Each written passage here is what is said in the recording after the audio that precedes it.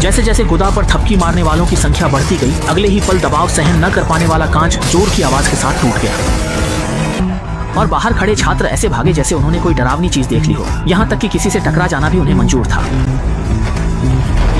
किसे पता था, इसी वक्त अचानक एक लड़का जिसका पूरा शरीर खून से सना था तेजी से अंदर आ गया। छोटी मई ने कभी सोचा न था कि वह उसके सामने ही खून बहाता हमला कर देगा और लड़की की प्रतिक्रिया देने से पहले ही वह ज़ॉम्बी सीधे उसके सामने आ गया। संकट की घड़ी थी।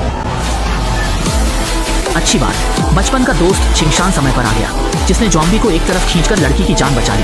देखते रेस्तरां के अंदर की स्थिति भी और ज्यादा अफरा तफरी हो गई। छिंगशान ने छोटी मई को लेकर खिड़की के पास से भागना शुरू कर दिया, लेकिन जैसे ही दोनों रेस्तरां से बाहर निकले, ज़ॉम्बी तुरंत फिर से सामने आकर कत्लेआम मचाने लगा। तभी उन्हें साफ साफ समझ में आया कि शायद पूरे कैंपस में भी कोई बड़ी घटना घट गई है। जैसा कि अंदेशा था, दोनों के भागने के थोड़ी ही देर बाद ज़ॉम्बियों का झुंड लगातार बाहर आने लगा और बेरोकटोक हमला करने लगा। यहाँ तक कि मुख्य द्वार भी ज़ॉम्बियों ने अपने कब्जे में ले लिया। कोई और रास्ता न देखकर उसने मजबूरी में शाओमेई को साथ लेकर खिड़की से कक्षा भवन में प्रवेश किया, लेकिन अगले ही पल ज़ॉम्बी किसी बदरूह की तरह उनका पीछा करने लगे। दोनों के पास कोई चारा नहीं था, इसलिए वे मुड़कर किसी और दिशा में भागने लगे। मगर अब जब पूरा स्कूल ज़ॉम्बियों से भरा हुआ है, तो चाहे वे किसी भी दिशा में जाएं, कहीं भी पूरी तरह सुरक्षित नहीं है। ऐसा लग रहा था कि किंगशान अब पश्चिमोत्तर में हार मानने ही वाला था, लेकिन अच्छा हुआ कि शाओमेई तुरंत पास में खड़ी वैन पर चढ़ गई। इससे ज़ॉम्बियों के घातक हमले को कुछ समय के लिए रोका जा सका। इस मौके का फायदा उठाकर दोनों ने तुरंत मुड़कर भागना शुरू किया और आखिरकार बिना किसी बड़ी मुसीबत के सुरक्षित कक्षा तक पहुंच गए। बाहर का डरावना मंजर देखकर अभी अभी सदमे से उभरे सभी लोग आखिरकार समझ गए कि वे सच में ज़ॉम्बियों से घिरे एक प्रलयकारी हालात में फंस गए। जल्दी से बचाए जाने की उम्मीद में पास में खड़ी लड़की ने फौरन अपना मोबाइल निकाला और तुरंत पुलिस को फोन कर दिया। जिन शिंगबो का चेहरा पूरी तरह से ठंडा था, लेकिन सभी की बातों के बावजूद पुलिस ने इसे बिल्कुल भी गंभीरता से नहीं लिया, बल्कि इसे एक मजाकिया परेशान करने वाला फोन समझकर कॉल काट दी। और तभी सभी को एहसास हुआ कि यह स्थिति वाकई में बहुत अजीब है, इसलिए उन्हें पुलिस से कोई मदद मिलने वाली नहीं। अच्छी बात यह रही कि शाओमेई ने संकट के समय सूझबूझ दिखाई। उसने तुरंत फायर ब्रिगेड को फोन किया और बताया कि स्कूल में आग लगने का खतरा है, जिससे वे जल्दी से जल्दी बचाव के लिए आ जाएं। और जब तक फायर ब्रिगेड बचाव के लिए पहुंचती, सभी को बस यहीं पर शांति से रहना था। किसी को भी अंदाजा नहीं था कि इसी समय अचानक एक परछाई वहां घुस आई। जब उन्होंने देखा कि वह उनका अपना शिक्षक है, तब जाकर सभी ने थोड़ी राहत की सांस ली। इसके तुरंत बाद सभी ने शिक्षक के निर्देश पर सभी मेज, कुर्सियां और बेंच दरवाजे के सामने लगा दी, ताकि ज़ॉम्बियों के झुंड को अंदर घुसने से रोका जा सके। उन्हें लगा था कि अब वे थोड़ी देर के लिए तो सुरक्षित हैं, लेकिन अगले ही पल लड़की ने चौंक कर देखा कि शिक्षक की बाह पर एक भयानक खून से सना काटने का निशान है। आवाज सुनते ही सभी छात्र छात्राएं तुरंत अपने हाथ का सामान छोड़कर पूरी तरह सतर्क हो गए और सच में अगले ही पल उस आदमी की नाक से अचानक खून बहने लगा। भीड़ के कुछ करने से पहले ही शिक्षक सीधे जमीन पर गिर पड़े। इसके तुरंत बाद उनके पूरे शरीर में अजीब तरह की झटकेदार हरकतें होने लगीं और फिर सबके सामने वे अचानक उछल पड़े और लोगों पर हमला करने लगे।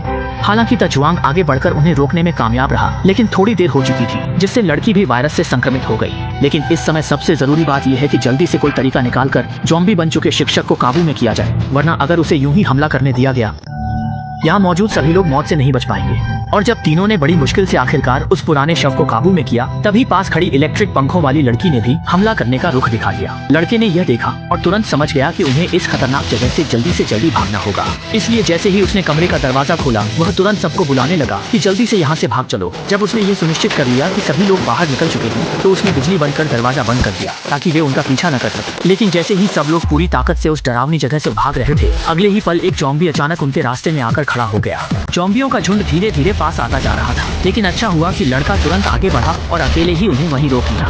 हालांकि इतने डरावने ज़ॉम्बी का सामना करते हुए चाहे लड़का कितना भी ताकतवर क्यों न हो, वह उसे काबू में नहीं कर सका। अच्छा हुआ कि पीछे खड़े बाकी लोगों ने यह देखा और तुरंत पास की खिड़की को निकालकर लड़ाई में मदद करने के लिए शामिल हो गए।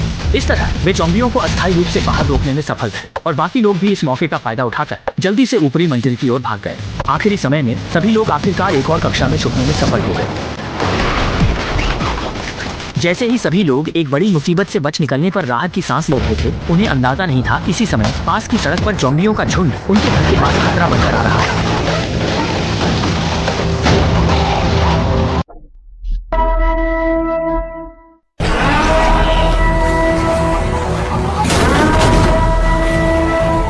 दृश्य देखकर विशेष बल की टीम ने ढालें उठा ली और सतर्क हो गई। पलक झपकते ही डरावना ज़ॉम्बियों का झुंड तेजी से आ गया। सैनिक लापरवाही नहीं कर सकते थे, वे किस्मत के सहारे दीवार बन गए। यही ज़ॉम्बियों को रोकना था।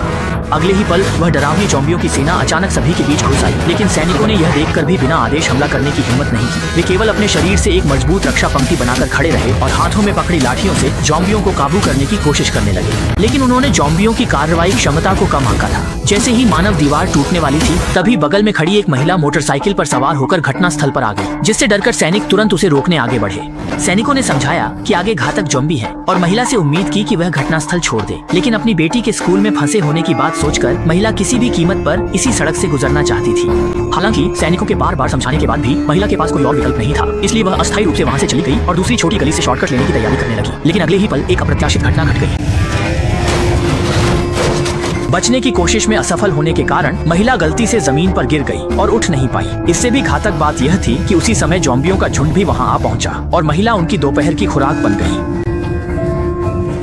वहीं दूसरी ओर स्कूल में भी इसी समय एक जानलेवा संकट पैदा हो गया था और यह स्थिति साफ तौर पर सभी को बहुत तनाव में डाल रही थी। यान ने सवाल उठाया, पुलिस अधिकारी को ज़ॉम्बी ने काटा है, संक्रमित है। भले ही उस आदमी ने तुरंत सफाई देने की कोशिश की, लेकिन उसकी बातों को वहां मौजूद लोग मानने को तैयार नहीं थे। ऊपर से इस समय उसके हाथ पर चोट का निशान भी दिख गया, जिससे सभी की शंका और भी पक्की हो गई। इस जीवन मरण के क्षण में कोई भी इस मामले को गंभीरता से लिए बिना नहीं रह सकता था। हालांकि किंगशान ने घाव की जांच कर इसे खरोंच बताया, पर यान अपनी बात पर अड़ा रहा। उसने देखी लाश का हवाला दिया और दावा किया कि यह घाव ज़ॉम्बी के हमले से हुआ है। उसने कहा कि यह घाव काटने संक्रमण की तरह तेज नहीं फैलता, पर अगर इसे गंभीरता से नहीं लिया गया तो देर सवेर ज़ॉम्बी में बदल जाएगा। अगर इस पर ध्यान नहीं दिया गया तो सभी लोग मारे जाएंगे।